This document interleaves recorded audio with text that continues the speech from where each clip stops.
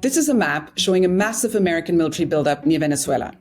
President Trump says it's about drugs. But if you look at the actual flow of fentanyl and cocaine into the United States, you see that most come from the Pacific. So something's not quite adding up.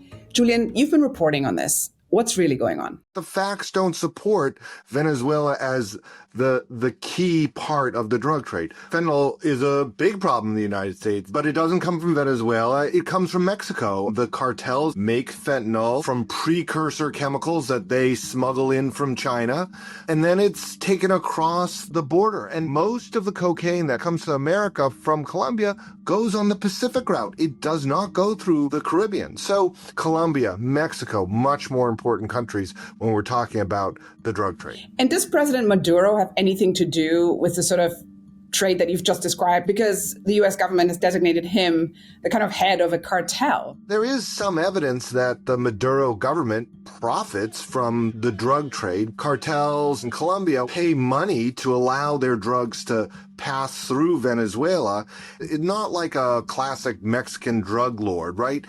This is more a situation where there's corruption in an authoritarian government. When you look at the military buildup in the Caribbean right now, Julian, what is it that the U.S. is trying to do here? Within the Trump administration, there are different motivations, right? There are factions pursuing regime change. Maduro is an authoritarian leader. He ignored a fair democratic election and held on to power.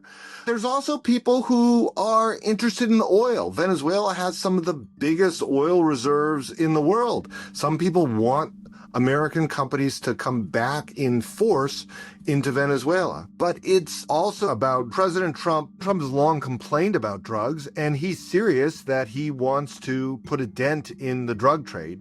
It's just that, as we've discussed, Venezuela is a small part, much smaller than Colombia or Mexico when it comes to drugs in America. What's the next step, Julian? What do you expect to see in the next days or weeks? This is a huge military buildup. There are dozens and dozens of ships there.